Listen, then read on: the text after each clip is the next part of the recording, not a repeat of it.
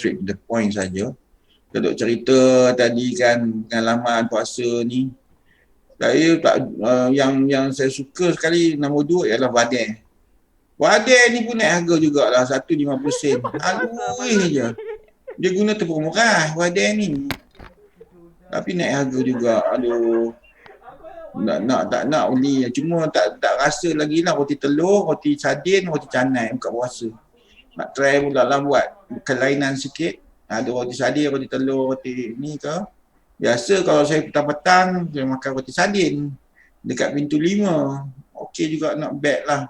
Nak pergi cari tak tahulah buka tak restoran kat pintu 5 tersebut lah. Dah ada lagi.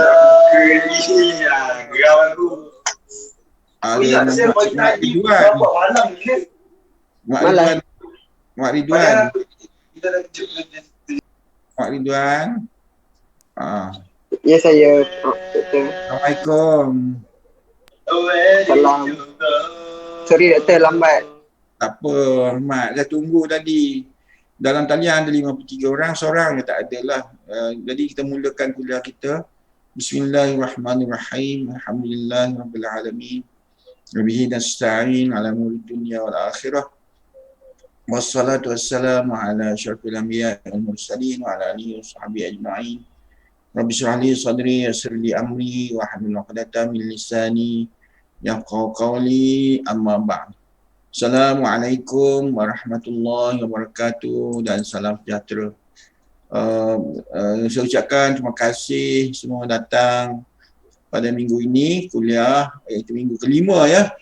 Pejam celik dah masuk minggu kelima. Alhamdulillah lah, kita masih lagi sihat walafiat, dapat menjalani ibadah puasa, dapat buat solat tarawih.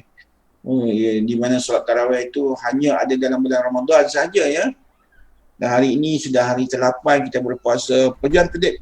Masa terlalu cepat berlalu lah. Saya pun jadi heran lah. Apa masa waktu zaman sekarang ni. Pejam celik minggu ke-8 lah. Kemarin ada abang buka puasa, pergi beli air dekat depan College Chancellor ya. Ada jual 3 jenis air kacang soya, air soya cincau dengan air honeydew. Beli air honeydew RM4, bungkus plastik banyak sikit dan juga kacang soya bawa balik. Sampai ke sahur lah tahan. Alhamdulillah. Rasa refreshing. Itu sangat luar biasa air dia lah. Dekat depan College Chancellor ya. College Chancellor ni dia dekat Selekoh ni, dekat dengan Padang Kawat. InsyaAllah. Itu salah satu kaedah lah. Kalau petua untuk anda, bagi anda rajin lepas berbuka agar anda tidak tidur, tidak jadi macam ulas sawah, ialah anda berbuka mesti dengan air panas dahulu. InsyaAllah anda tak akan jadi ulas sawah lah.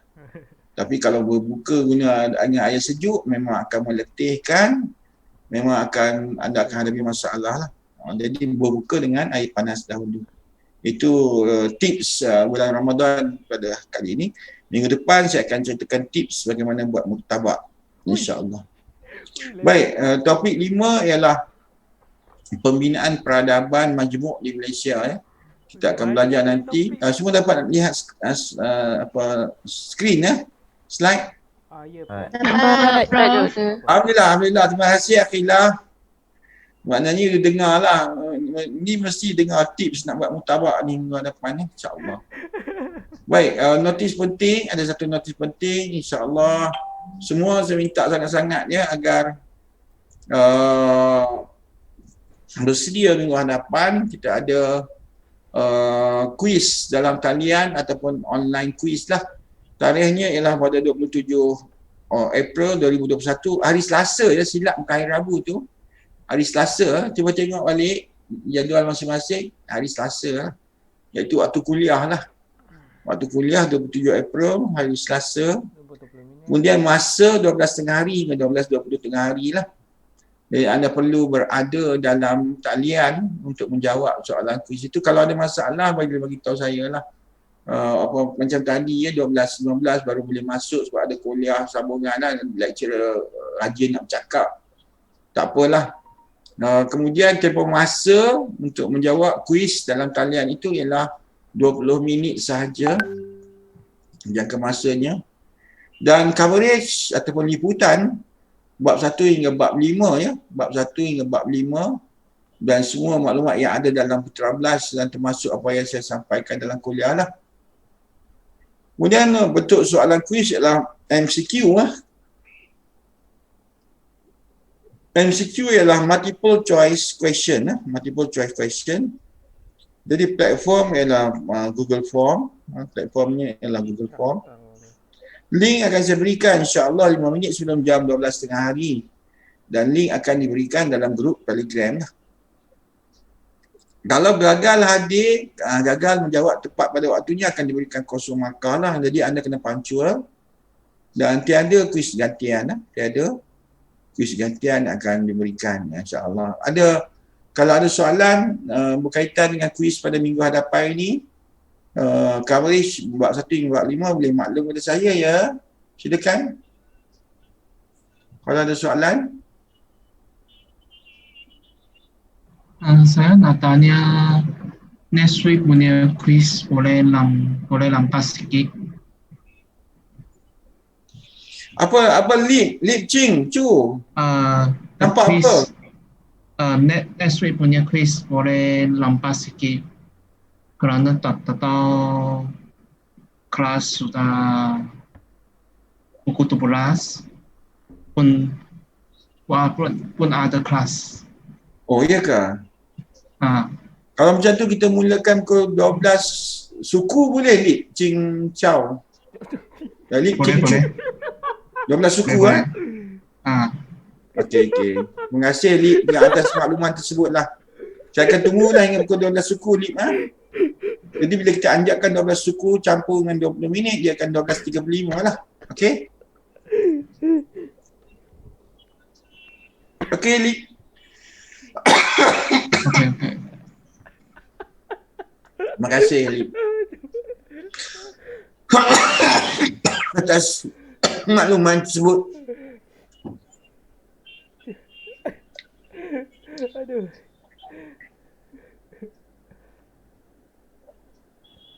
Doktor, ada berapa soalan? Bagus. Chin Hu Win Chin Hui Win ada 20 soalan.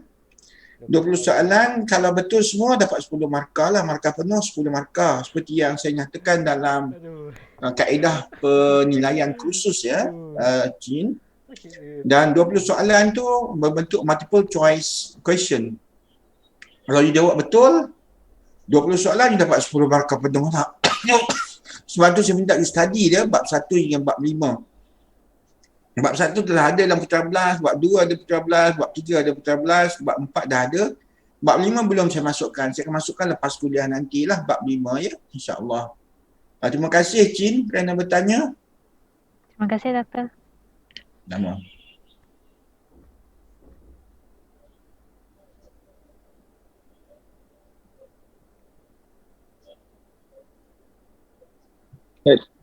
Prof nak tanya. Silakan. Kalau kita Azman? kalau kita tak pasti dengan jawapan kita macam boleh skip dulu ke? Lepas tu boleh patah balik belakang. Okey. Dia memang tunjuk 10-10 terus. Google Form sebenarnya saya dah siapkan tu. You mesti jawab jugalah sebab dia tak boleh nak reverse kalau tak silap saya lah. Saya tak silap saya.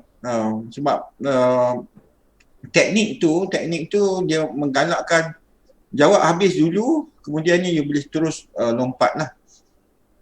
Jawab habis dululah. Dan boleh cuba juga kalau you tinggalkan, you cuba masuk tengoklah apa forward. Tekan button forward. Kemudian you tekan button back, reverse. Try tengoklah Azman. Jangan risau, soalannya 20 dan setiap bab itu panjang ada 4 soalan lah. Itu panjang setiap bab ada 4 soalan. InsyaAllah Azman. Terima kasih. Itu dah pakai baju raya tu. Nak pergi raya ke mana? Ya. Terima kasih Prof. Nak raya mana? Sama. Prof, saya nak tanya. Soalan tu betul salah ataupun ABCD? Multiple choice answers, Evelyn. Multiple choice answers, A, B, C, D lah. Terima kasih Evelyn. Okay, sama-sama Prof.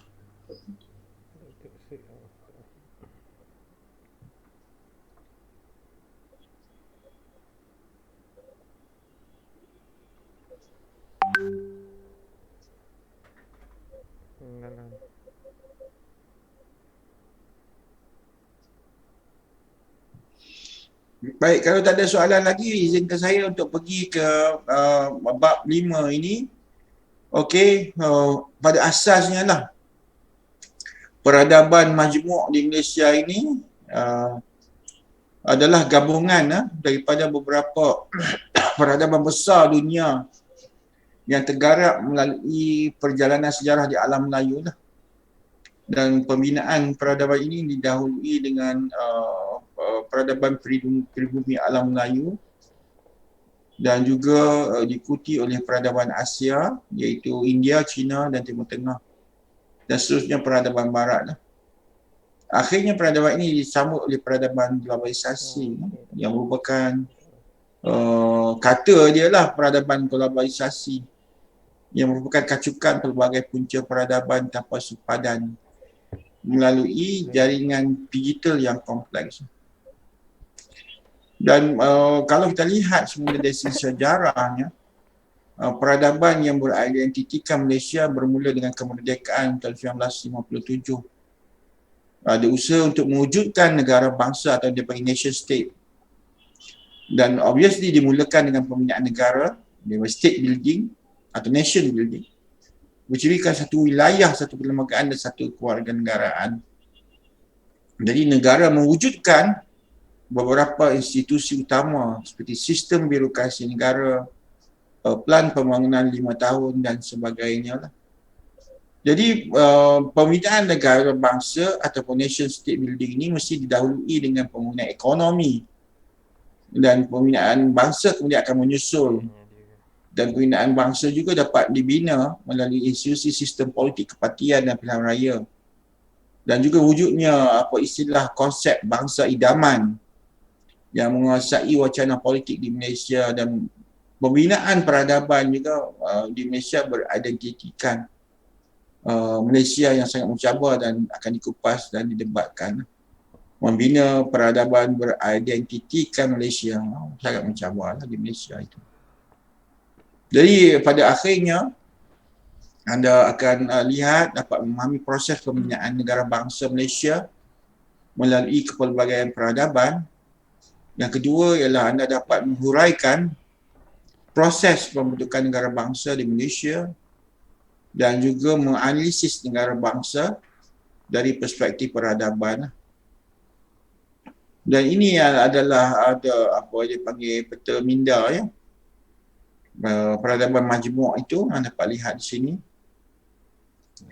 Ada sejarah sosialnya, kan ada peradaban majmuk itu puncanya.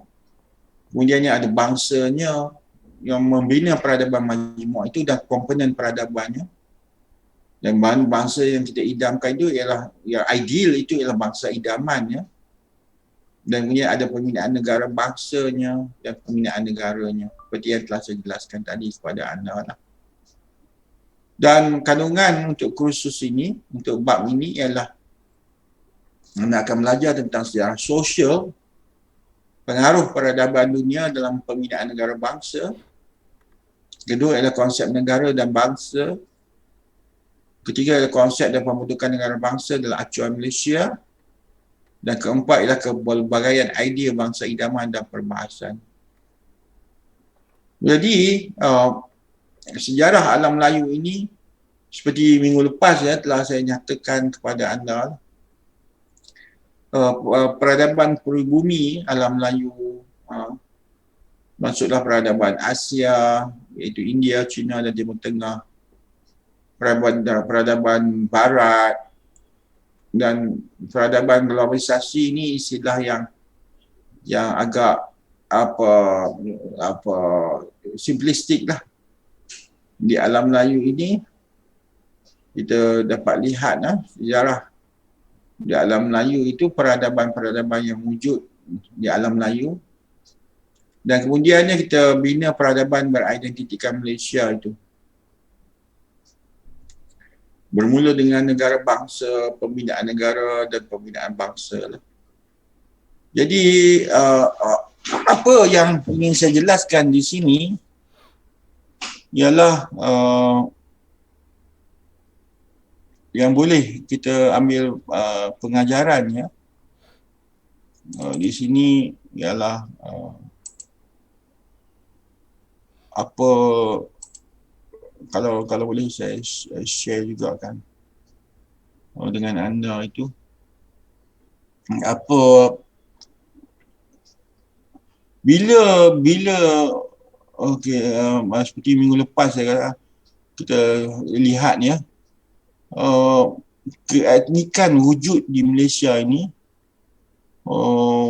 melalui pengalaman hidup bersama yang telah melahirkan kumpulan-kumpulan etnik yang melangkaui batas etnik masing-masing. Kumpulan etnik di Malaysia telah menjadi semakin rencam ataupun kita panggil apa, socially differentiated, hingga kesepaduan sosial terbina antara masyarakat berbilang kaum dalam negara kita. Namun begitu, perspektif kedamaian yang diambil kira oleh kita untuk menganalisis hubungan etnik di Malaysia tidak sama sekali sebenarnya menafikan salah faham dan ketegangan yang pernah berlaku dalam masyarakat yang membawa kepada konflik. Kalau kita lihat tahap hayat kedamaian sosial lebih panjang terbina dalam sejarah negara kita berbanding dengan lekok konflik. Hal ini bermakna kita jangan leka dengan kemungkinan bahawa konflik dapat berlaku dalam negara yang kita sayangi ini. Kedamaian sosial juga tidak datang bergulir. Kedamaian sosial dalam masyarakat pelbagai etnik dalam negara ini adalah hasil perancangan, rekayasa, dasar-dasar awam dan juga keterlibatan kesemua lapisan masyarakat hingga kesepaduan sosial terbina dan dalam diri kita ya, dan kita dapat meneruskan the work in progress untuk mencapai matlamat akhir perpaduan negara dan integrasi nasional pada suatu hari nanti. Jadi Malaysia ini ibarat sebuah jigsaw puzzle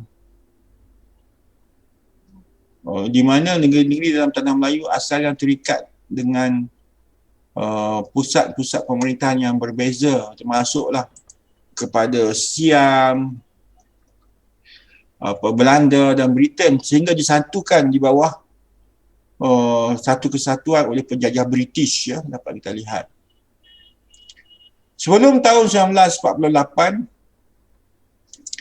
hampir kesemua penduduk tanah Melayu terdiri daripada orang Melayu.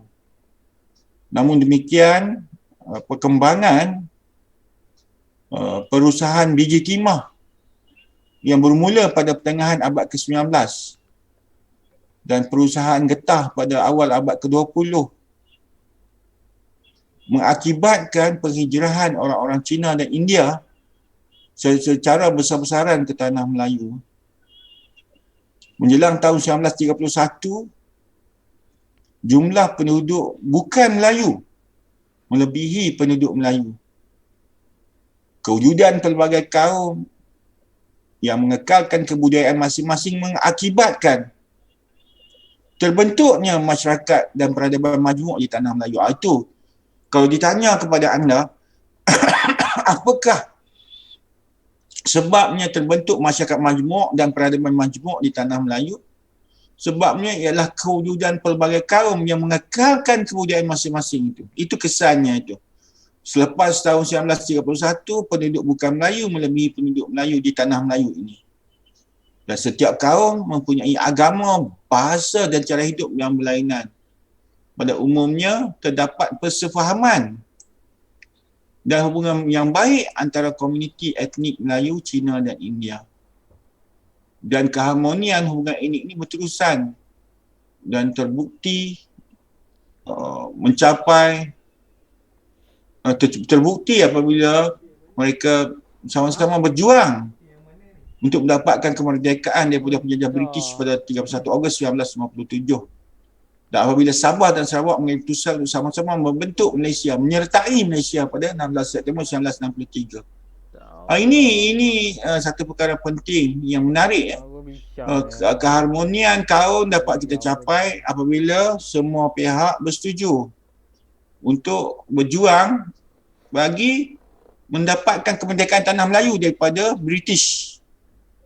Ramai pelajar dia tak faham bahawa perjuangan untuk mendapatkan kemerdekaan itu telah dilakukan oleh masyarakat berbilang kaum dalam negara ini. Telah dilakukan oleh masyarakat berbilang kaum dalam negara ini. Jadi dasar kolonialisme British memberi dampak yang sangat besar terhadap masyarakat Malaysia, sama ada dalam bentuk material ataupun bukan material. Sungguh pun pemerintahan British telah menyumbang terhadap penambahbaikan kehidupan rakyat, kita tak menafikan. Tetapi terdapat kritikan bahawa mereka bertanggungjawab secara beransur-ansur menyisihkan dominasi Islam daripada kehidupan masyarakat Malaysia. Contohnya, kehadiran kolonialisme Inggeris adalah satu dasar tekal yang memisahkan orang Islam daripada agama mereka. Dan sejarawan juga telah mencatatkan bahawa dampak dasar dan birokrasi Inggeris boleh dilihat dengan jelas dalam perkara-perkara berikut. Pertama, British mula bertapak kukuh menerusi campur tangan secara tidak langsung pada tahun 1786 apabila Pulau Pinang diperoleh daripada Kedah. British seterusnya telah campur tangan secara langsung dan menguasai pentadbiran negeri-negeri Melayu yang secara tradisionalnya terletak di bawah tadbir urus Sultan Melayu. Mengikut perjanjian Pangkor 1874, Sultan Perak bersetuju menerima seorang residen British yang menasihati baginda dalam semua perkara kecuali yang menyentuh agama dan istiadat Melayu.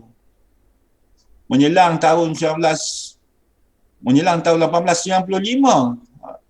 sistem residen telah diasaskan dengan kukuhnya di Perak, Selangor, Pahang dan Negeri Sembilan. Melalui perjanjian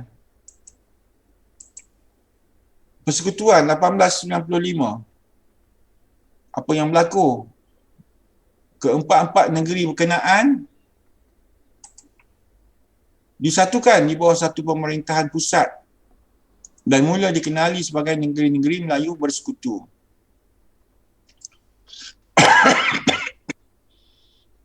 British seterusnya memperluaskan kuasa mereka ke atas Kedah, Perlis, Kelantan dan Terengganu melalui perjanjian Bangkok 1909. Dengan kerajaan Siam dan kesannya seorang nasihat British dilantik bagi tiap-tiap negeri berkenaan. Dan itu antara contoh sejarah yang cuba saya ceritakan. Bagaimana sejarah dan peradaban Melayu itu mula bertapak kukuh di tanah Melayu ini. Dan sesudah itu saya menceritakan juga tentang kemerdekaan negara dan pembinaan negara dan juga pembinaan bangsa.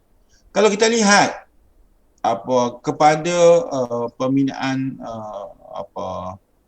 bangsa, pembinaan bangsa, bagaimana rakyat proses penyatuan dalam sistem pendidikan di Malaysia telah bermula sejak zaman sebelum merdeka. Namun agak sukar untuk direalisasikan. Penyatuan dalam bidang pendidikan menerusi penumbuhan pendidikan yang bersifat kebangsaan akan tercapai sekiranya setiap komuniti etnik memahami sejarah asal di tanah Melayu dan perkembangan pendidikan di negara ini. Kalau etnik Cina India tak nak faham mengenai pentingnya pendidikan bersifat kebangsaan, maka kita tidak akan dapat membentuk sebuah negara bangsa. Dalam usaha menguruskan kesepaduan sosial di Malaysia, kesepaduan dalam konteks kepelbagaian etnik sebenarnya telah wujud melalui proses perkongsian sejarah bersama yang saya ceritakan tadi, yang dilalui oleh masyarakat pelbagai etnik, merentasi aspek politik maupun sosio-ekonomi. Masyarakat pelbagai etnik di Malaysia dapat menikmati suasana kehidupan secara aman dan bebas daripada konflik kekerasan. Dalam meneliti proses transformasi hubungan etnik, sejarah perkembangan hubungan ini adalah melalui rundingan sosial yang berterusan antara aktor sosial dalam masyarakat awam untuk memenuhi kepentingan masing-masing tanpa meleraikan fabrik-fabrik sosial. Proses rundingan sosial yang meliputi aspek akomodasi, anda telah belajar istilah ni. Akulturasi, anda juga telah belajar. Amalgamasi dan asimilasi sentiasa berlaku dalam usaha mengekalkan toleransi etnik ke arah bentuk positif berbanding bentuk negatif. Jadi pemuafakatan politik dalam konteks hubungan etnik menandakan erti bahawa pakatan dan perkongsian kuasa yang diamalkan adalah masih relevan. Jadi kerjasama dan pakatan berkenaan telah mewujudkan kesedaran untuk mengekalkan kestabilan politik, memandangkan sejarah pemufakatan politik dibina melalui wakil-wakil pelbagai etnik dalam negara kita ini. Seperti yang telah saya ceritakan tadi kepada anda.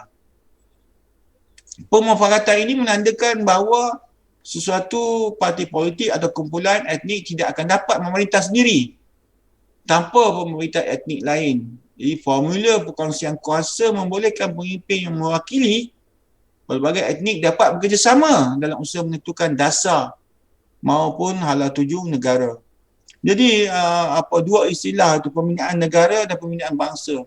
Anda mungkin nak fahami itu kalau kita lihat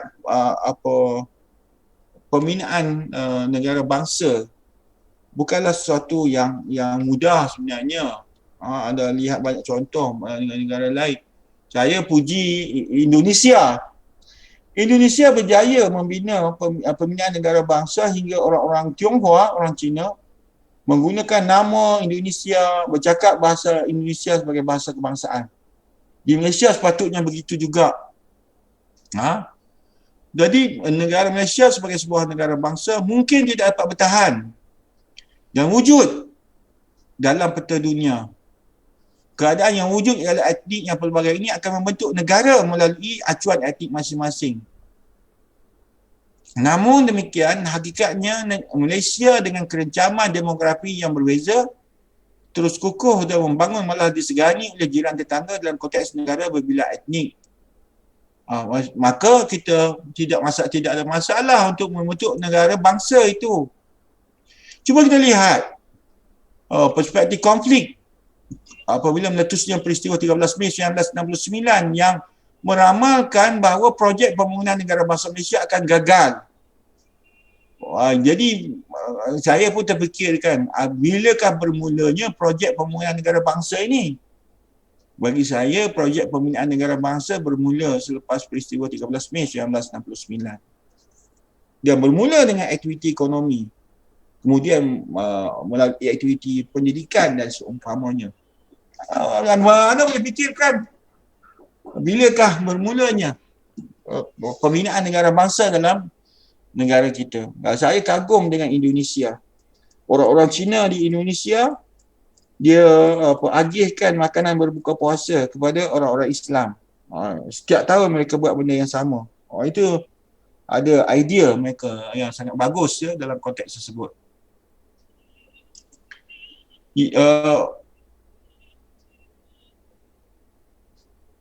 Kita perlu memahami hubungan etnik daripada perspektif kesepaduan sosial.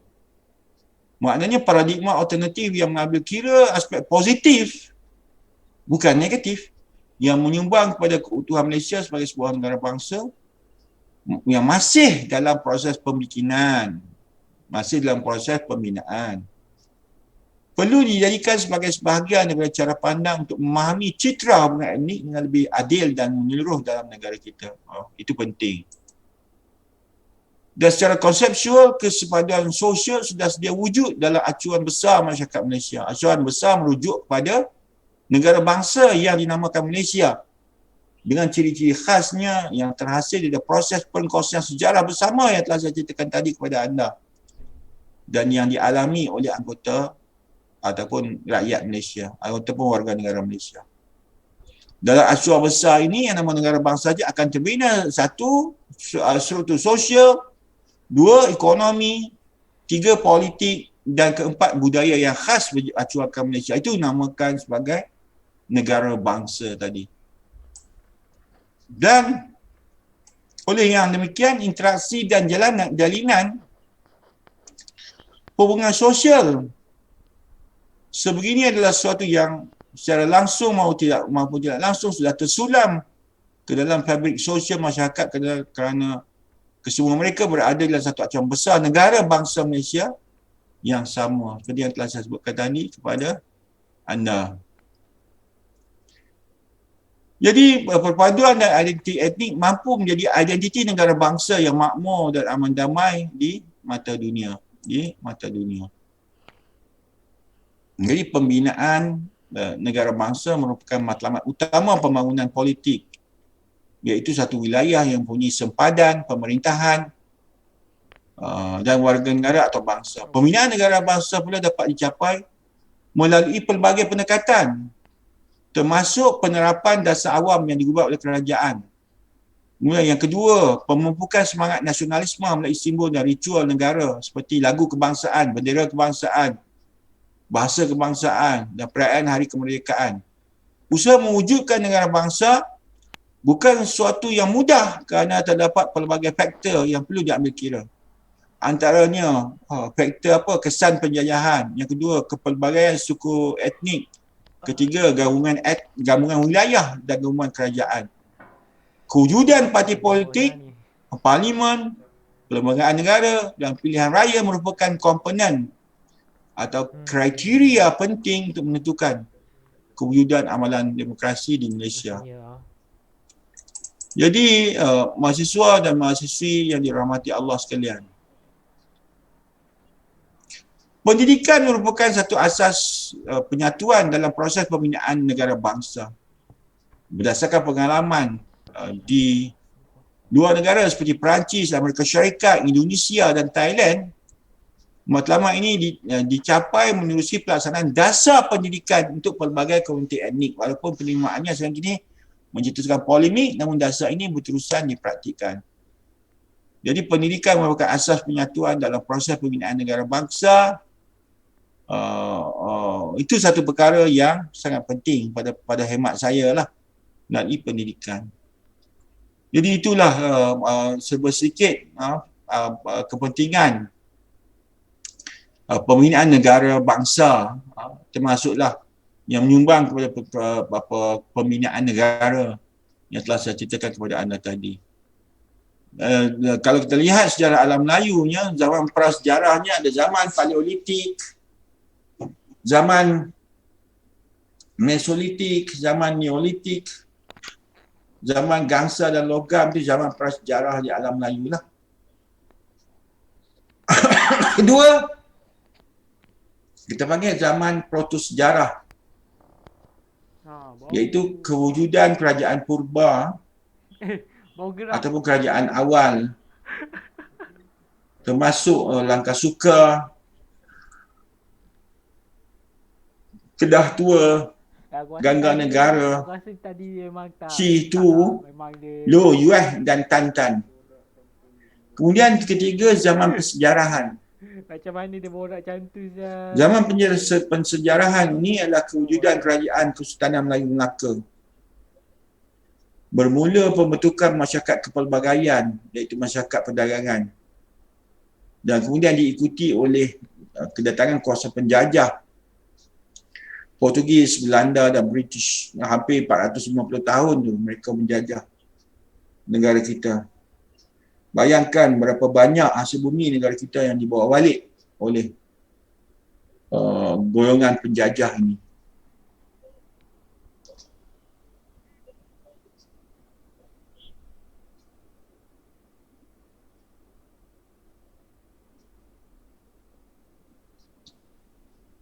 Dan kemudian zaman sejarah moden bermula dengan kemerdekaan tahun 1957, wujudnya perjuangan untuk kemerdekaan itu yang kemudiannya membentuk perpaduan dan penyatuan. Dan kemudiannya zaman sejarah moden, saya ceritakan kepada anda dengan panjang lebar tadi mengenai negara bangsa ataupun nation state adalah usaha-usaha pembinaan negara bangsa Malaysia. Usaha-usaha pembinaan negara bangsa Malaysia. Jadi peradaban dan globalisasi itu mungkin lebih tepatlah, bukan peradaban globalisasi ya. Peradaban dan globalisasi itu mungkin itu lebih tepat saya nyatakan tadi kepada anda. Sebab apa saya kata ia lebih tepat? Bukan peradaban globalisasi itu kita tak menyatakan satu peradaban. Tapi kalau tajuknya kita boleh kata peradaban dan globalisasi, ya boleh. Sekarang ni ciri utama globalisasi ialah era dunia tanpa sempadan. Era dunia tanpa sempadan yang telah memungkinkannya berlaku interaksi dan jaringan peradaban melintasi benua dan sempadan negara.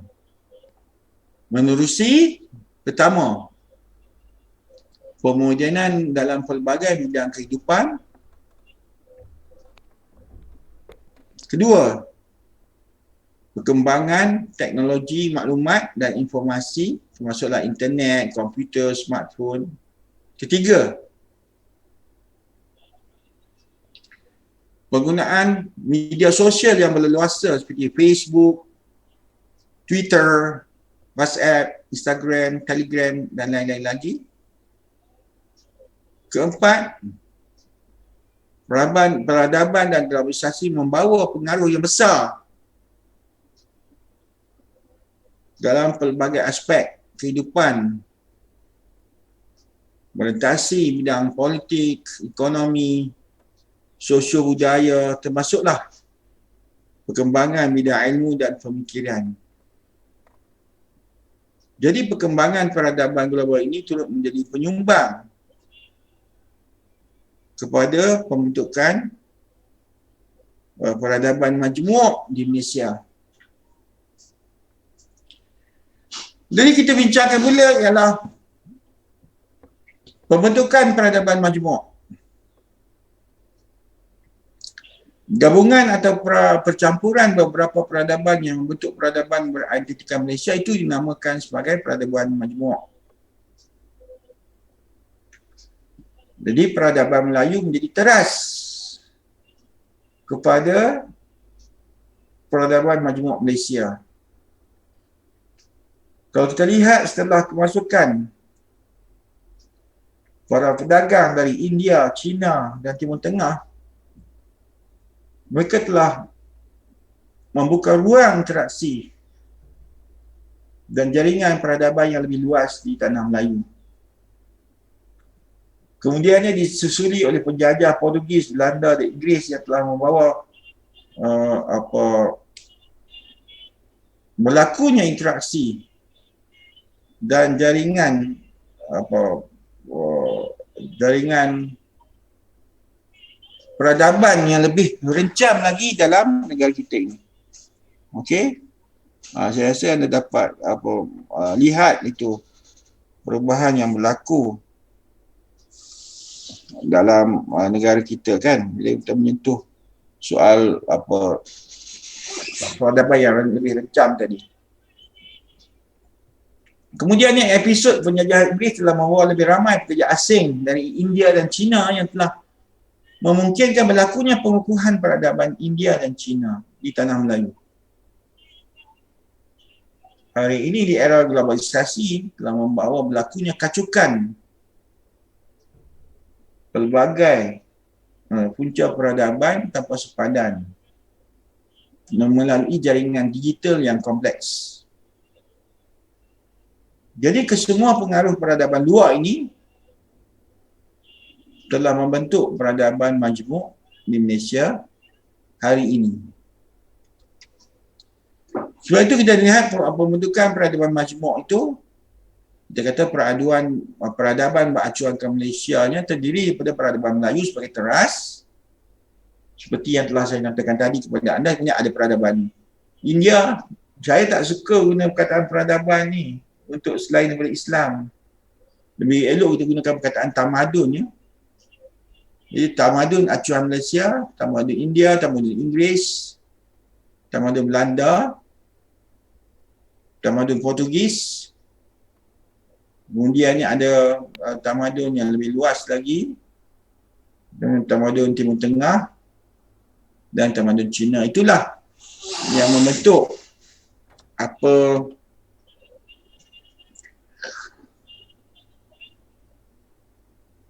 tamadun acuan Malaysia. Tamadun acuan Malaysia. Jadi kalau kita lihat transformasi sosial ke arah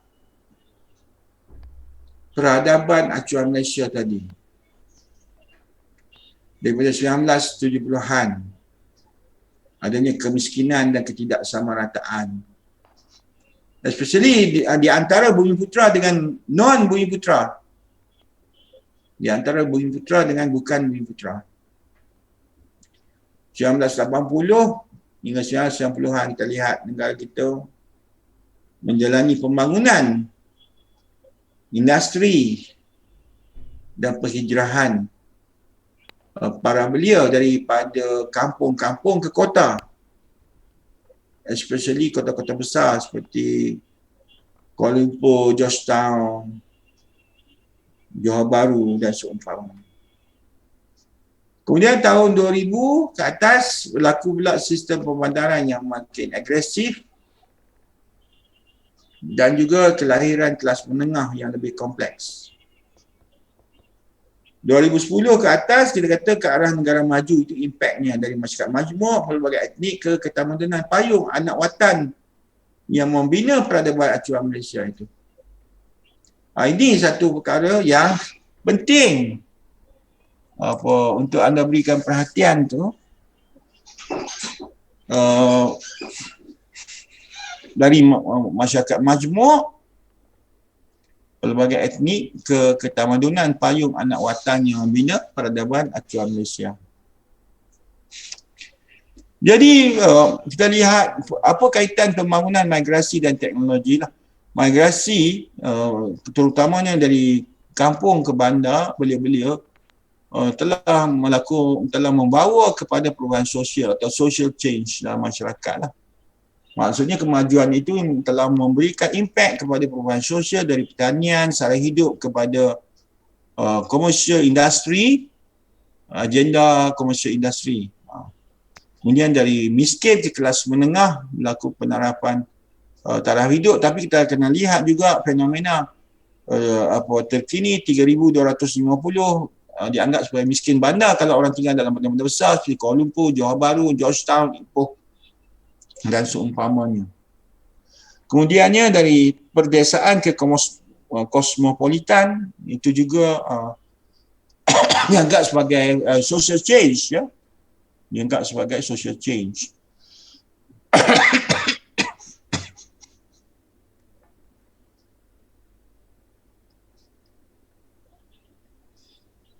Jadi transformasi sosial telah melahirkan kerencaman sosial berpaksikan budaya, moderniti dan kepelbagaian.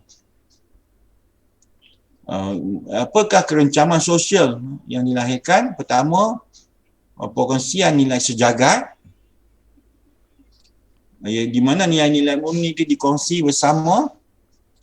Kemudiannya persamaan pendapat awam. Misalnya barunya harga ayam naik RM8.30 1 kilo. Semua pun ada perasaan yang sama kan. Kalau anda masih ingat lagi tentang isu minyak, kenapa setiap minggu terpaksa diisyakan naik turun. Akhirnya sekarang sekali saja, sebulan sekali saja dibuat pengumuman. Ini pendapat awam yang sama. Kemudian batas etnik nipis dan tingkah laku horizontal bukan vertikal hubungan sosial rentas etnik dan agama. Inilah maksud pembangunan migrasi dan teknologi juga. Jadi impak kerencaman sosial kepada norma sejagat, dapat lihat budaya politik baru, maknanya kebebasan bersuara, kebebasan berpersatuan, akses maklumat, demokrasi dan pelibatan masyarakat lebih komprehensif lagi dan lebih agresif dalam wacana-wacana yang berkaitan dengan penambahbaikan masyarakat berbilang kaum dalam negara kita. Kemudian nilai politik juga semakin meningkat. Orang sekarang bercakap tentang amanah, tentang integriti, pemimpin yang amanah, pemimpin yang berintegriti, tentang keamanan, keadilan, accountability, transparansi dan juga keterangkuman. Dan begitu juga isu-isu yang wujud sekarang ini juga telah ditangani dengan baik oleh kerajaan yang berhormat, yang amat berhormat Tan Sri Muhyiddin Yassin, isu tentang rasuah, isu tentang salah guna kuasa, keterangkuman jentera dan dasar awam dan tadbir urus yang baik. Jadi konsep negara bangsa seperti yang telah nyatakan tadi kepada anda ada dua, iaitu negara dan bangsa. Dan negara terbentuk kerana wujudnya tanah air, rakyat, kemerdekaan, kedaulatan, sempadan kerajaan dan undang-undang untuk negara ini contohnya. Dan semuanya saling melengkapi serta mengesahkan sistem kuasa dan autoriti. Menurut Abdul Rahman Umbul, konsep negara bangsa di Eropah bermula apabila lahirnya kelompok bangsa yang menentang kuasa feudal dan proses pembentukan sistem baru yang dipanggil kapitalis. Jadi kejayaan kapitalis membolehkan mereka berkuasa dan membentuk sebuah negara moden yang mempunyai sempadan dan wilayah dan bahasa tertentu. Misalnya di Eropah, bahasa Inggeris muncul lebih awal sebelum bahasa Eropah dan negara England moden. Jadi negara bangsa adalah di mana budaya majoriti rakyatnya memiliki kesedaran kesatuan identiti nasional, perkongsian budaya dan perkongsian sejarah yang sama dan bertindih serta bertindan dengan kesempadan politik wilayah negaranya. Adanya sebuah negara bangsa memiliki hanya satu anak watan, satu kumpulan etnik dan satu tradisi budaya tanpa ada kumpulan yang lain. Jadi negara bangsa adalah hanya satu idea di mana bangsa sama dan ditadbir urus oleh negara berdaulat mereka sendiri. Satu negara hanya memiliki satu bangsa. Kalau mengikut Benedict Anderson melalui konsep Imagine Community, mengatakan pertembungan tentang bentuk negara bangsa akan dimuktamadkan dengan kemerdekaan di mana pelbagai bangsa itu menjadi satu bangsa seperti di Indonesia. Itu yang telah saya ceritakan tadi kepada anda. Jadi yang penting dalam ciri pembentukan negara bangsa ialah one state, one nation, di mana keadaan ini bertolak daripada satu ras, membentuk bangsa dan melahirkan satu negara dan melahirkan sebuah negara bangsa. Contohlah bahasa Jepun, bahasa Jerman dan seumpamanya. Bangsa tanpa negara, memang tu tak boleh buat apa-apalah, dia tak boleh lahirkan. Contohnya bahasa Melayu, Patani di selatan Thailand mempunyai identiti bangsa sendiri. Tapi negara mereka dimiliki oleh orang-orang Thai. Begitu juga bangsa Kurdish. Mereka berjaya membentuk wilayah autonomi Kurdistan, tapi negara mereka tidak diiktiraf dalam peta dunia. Ada tak negara tanpa bangsa atau state without nation? Ada. Dan senario ini berlaku wujudnya apabila wujudnya sebuah negara yang diperakui kedaulatannya tapi tidak jelas dari segi identiti bangsa yang dibina. Kewujudan negara boleh dibentuk, dirujuk dalam konteks Malaysia. Malaysia lahir daripada sebuah negara yang terdiri daripada pelbagai jenis kumpulan etnik yang kekal identiti masing-masing.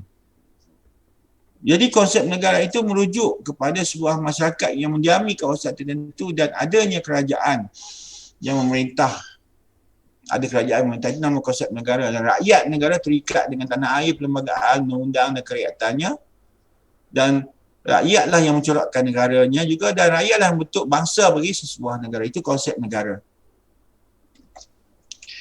Jadi kalau kita lihat pendapat Marx dan Weber mencirikan ciri-ciri utama pembentukan sebuah negara. Yang pertamanya ada penduduk, kedua ada sempadan, ketiga ada raja, kerajaan, dan keempat ada kedaulatan. Itu 4 benda ciri utama pembentukan negara. Dia kata apa? Karl Marx yang menyatakan the state is the product of class contradictions and class struggle and is controlled by the economically dominant, bukan dominant class. Dia kata apa? Negara adalah satu produk di mana berlakunya pertentangan kelas dan juga perjuangan kelas yang dikawal oleh kelas manusia yang dominan dari segi ekonomi. Manakala Weber pula menyatakan bahawa the state is a human community that successfully claims the monopoly of the legitimate use of physical violence in a given territory. Weber pula menyatakan negara ialah satu wilayah komuniti manusia yang berjaya memonopoli penggunaan secara sah keganasan fizikal dalam satu wilayah yang diberikan. Mungkin ini adalah pendapat mengenai negara Palestin yang dirampas oleh Israel, dirampas oleh Yahudi Israel. Jadi ini ringkasnya konsep negara tadi. Yang 5 negara ada kedaulatan, ada kerajaan, ada wilayah sempadan dan ada rakyat atau populasi. Di konsep bangsa pula kita dapat lihat ialah berasal dari perkataan Latinnya yang bermaksud lahir itu. Jadi penggunaan istilah bangsa itu cukup luas dan membawa makna yang rencam. Biasanya istilah bangsa digunakan untuk menjelaskan tentang sebuah kumpulan etnik, bahasa dan kebudayaan komuniti. Jadi ada sesetengah sarjana melihat bangsa itu dalam konteks mempunyai kepentingan kaum dan etnografi. Dan mereka menyatakan bahawa bangsa itu lahir daripada sekumpulan manusia yang bersatu melalui keturunan dan penggunaan bahasa yang sama, yakni dalam satu kelompok yang sama. Ataupun dia kata apa? Imagine, kata Benedict Anderson, imagine political community. Ataupun manusia komuniti, manusia politik yang diidam-idamkan. Jadi konsep bangsa juga merujuk pada sekumpulan manusia dalam satu ikatan ketatanegaraan yang berteraskan konsep etnik, budaya dan sejarah. Dan ikatan bangsa dikaitkan dengan pertalian darah, kekeluargaan, etnik, budaya dan agama dan wilayah. Oleh itu dapatlah dirumuskan bahawa bangsa adalah sekumpulan besar manusia yang mempunyai keterikatan melalui perasaan kecintaan bersama dalam sebuah negara.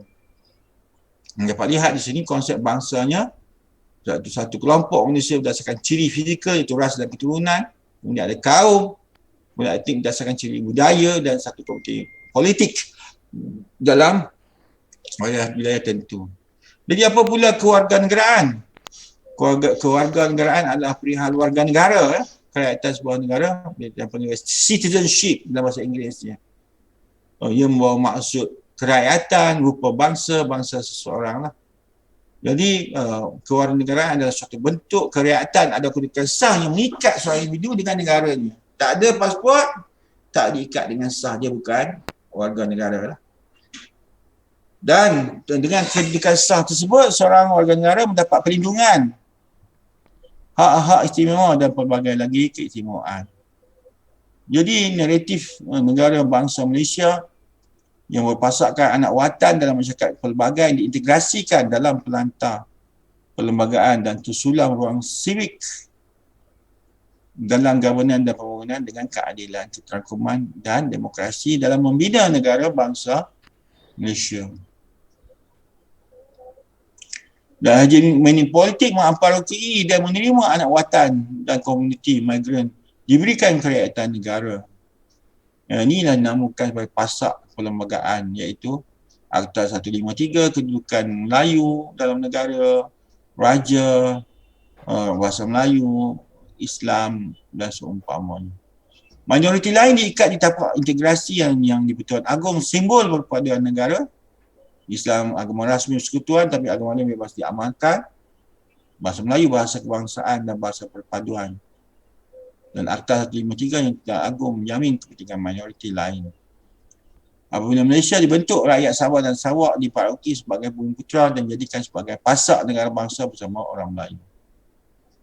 Jadi bangsa idaman tadi, konsep nation of intent ni berpendirian bahawa sebuah negara bangsa adalah project work in progress dan sentiasa berlaku contestation dalam negara itu sehingga wujud adalah negara tapi bangsanya tidak terbina seperti di Malaysia.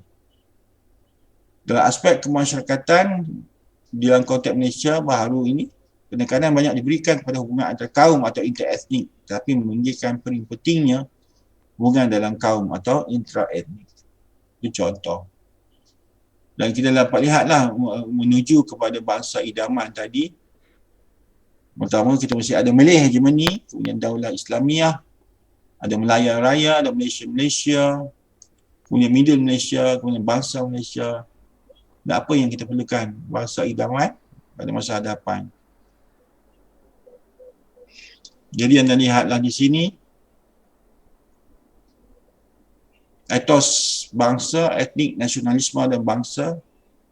Di perkataan etos itu telah mula digunakan sejak zaman Greek lagi, bahasa perkataan etika, sikap kepada peribadian, watak, karakter serta keyakinan.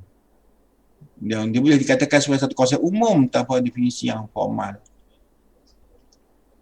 Dan kalau mengikut Oxford English Dictionary, etos sebagai the characteristic spirit, prevalent tone of sentiment of a people or community. Maksudnya pandangan hidup yang khas, satu golongan sosial yang didasarkan pada sifat nilai, adat istiadat dan watak dalam masyarakat. Ataupun merujuk pada nilai khas, tradisi, identiti, wawasan masa depan atau takdir sesebuah bangsa. Itu contohnya. Jadi etos nasional itu Tun Mahathir telah mengemukakan etos bangsa seperti berikut. Dia kata apa? Building a nation out of diverse people with different historical, ethnic, linguistic, religious, cultural and geographical backgrounds is something more than just fostering consensus on the basic character of a state or nation. It involved the fostering of first, shared historical experiences, second, shared values, third, a feeling of common identity, fourth, shared destiny that transcends ethnic bounds without undermining ethnic identity, fifth, loyalty, sixth, commitment, seventh, and emotional attachment to the nation and the flowering of distinct national ethos. Jadi untuk membina negara bangsa yang dinamakan sebagai ethos nasional, ada 7 syarat.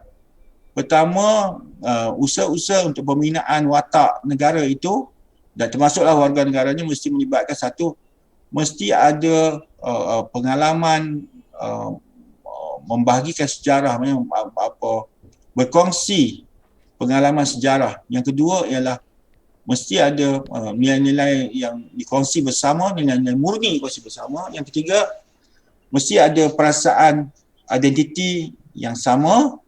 Yang keempat, mesti ada masa depan yang sama, takdir yang sama, yang melangkaui batas-batas etnik ataupun merendahkan batas etnik. Yang kelima, loyalty, ketaat-setiaan. Yang keenam, komitmen. Ketujuh ialah mesti ada perasaan emosi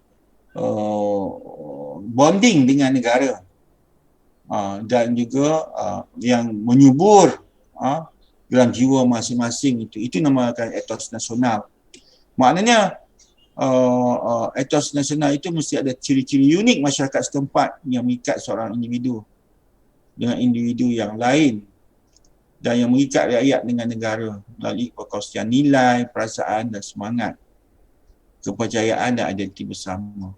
Jadi etos simbolisme bangsa Malaysia ialah setiap bangsa memiliki warisan etnos simbolisme dalam jangka persejarahan panjang seperti bendera, bahasa, pakaian, makanan, muzik, tarian, arkitek, bangunan, batu nisan, kerabat diraja, buku sekolah dan keselamatan negara dan sebagainya sebagai asasnya. Inilah identiti nasional kita. Dan bila berlaku geopolitik negara kita dengan tamatnya Kerajaan Pakatan Harapan digantikan dengan Kerajaan Perikatan Nasional yang diterajui yang amat berhormat Tan Sri Muhyiddin Yassin, kita lihat ada perubahan yang berlaku dalam geopolitik negara dan perubahan politik lah. Itu sebagai kesimpulannya, peradaban majmuk adalah gabungan atau campuran pelbagai bentuk peradaban yang menyerap masuk ke dalam peradaban Melayu, dan negara pula adalah penduduk, wilayah, kerajaan dan kedaulatan. Bangsa adalah satu kelompok manusia, satu ikatan ketatanegaraan dan komuniti politik. Negara bangsa, nation state, adalah majoriti rakyat yang memiliki kesedaran kesatuan identiti nasional, perkongsian budaya dan perkongsian sejarah yang sama dan bertindih dengan sepadan politik wilayah negaranya. Negara bangsa idaman, dia panggil apa? Malay-led plural society. Bangsa negara idaman. Dan akhir sekali, etos nasional dan ciri-ciri unik masyarakat setempat yang mengikat individu. Ciri-ciri unik masyarakat setempat yang mengikat individu. Jadi sekianlah saja setakat ini Nur Akilah ya, apa yang dapat saya sampaikan. Kalau ada soalan Nur Akilah dan rakan-rakan yang lain boleh bertanya. Kejap lagi insya-Allah saya masukkan nota ini dalam Putra Belas untuk anda buat ulang kaji dan juga buat discussion, group discussion untuk melayakkan anda mendapat 10 markah penuh dalam kuis insya-Allah pada minggu hadapan nanti. Dipersilakan semua. Akilah di kuliah 12 ya. Nampak tingkap mengaku tu? Question 14. 14. Betul lah. Ada tingkap mengaku. Silakan. Tanya soalan Akilah. Tak ada, Prof. Alhamdulillah Akilah. Segar ya, nampak macam bersahur hebat tadi pagi. Ataupun mesti biasa ni, Isnin, Khamis berpuasa ni. Nampaklah ceria, energetik, stamina, endurance. Okeylah, apa Akilah kalau tak ada soalan pun, saya pun lepas ni ada meeting. Dan you all mungkin ada kelas, nak solat apa lagi semua. Atau mungkin nak memasak cucuk udang, mutabak ke. Nanti kita share lah lokasinya. Terima kasih banyak-banyaklah kerana hadir kuliah pada hari ini, Akilah dan rakan-rakan yang lain. Kita ada 53 orang, seorang tak hadir. Terima kasih banyak-banyak. Jumpa lagi minggu hadapan. Jangan lupa baca buku. Jangan lupa buat ulang kaji. Wabillahi taufiq hidayah. Assalamualaikum warahmatullahi wabarakatuh. Salam sejahtera. Selamat Hari Raya. Thank you, Prof. Thank you, Dr. Terima kasih, Prof. Terima kasih, Prof. Sekejap. Ambil gambar. Sekejap. Jangan keluar lagi. Okey, Doktor. Terima kasih. Ambil gambar dulu. Bukti kehadiran ya. Oh, ini Adriana Atira dengan Sailista James. Okey. Buka gambar dulu. Sekejap. Nak tanya apa tu kan ada artikel tu tak cukup lagi 10. Oh, kejap lagi saya masukkan insya-Allah. Alright. Thank you Anis Izzatul. Thank you kerana berikan peringatan. Sama. Saya lupa lah. Saya masukkan kumpulan satu lagi ya. Sekejap kita ambil gambar sebagai bukti. Ini Abdul Hafiz. Jangan tidur lama-lama. Rambut macam bangun tidur, Fiz. Okey, mungkin khusyuk tadi kot. Mungkin khusyuk Fiz tu kan duk fikir apa, duk cerita negara bangsa, apa etos, apa negara. Ini puak-puak ni lah, apa negara yang diidamkan, macam-macam ni orang ni. Kejap ya. Kejap. Kita kumpulan 3122. Okey, saya ambil gambar sebagai bukti ya. Boleh masuk dalam frame ya. Simpan untuk kenangan, tunjuk pada anak cucu nanti pada masa hadapan. Ini ayah belajar waktu pandemik COVID-19 dulu. COVID-19 sekali saja, lepas ni tak ada dah. Okey, kalau dia semua hilang semualah. Semua ada dalam gambar. Saya kira 1, 2, 3 senyum ya. 1, 2, 3 senyum. Say cheese. Okey, telah dimasukkan dalam Telegram ya. Okey, frame kedua pula. Frame kedua. Ridwan. Kelompok kedua. Okey, semua telah bersedia. Ya guys, Suari mana, Raudah mana, Ajmal, Raimi, tak ada. Carissa Violet pun tak ada. Syaza, Adriana tak ada. Ya guys, Suari pun tak ada. Okey. Ada doktor. kejap ya, Carissa. Saya buka kamera. Buka kamera, saya nak ambil gambar.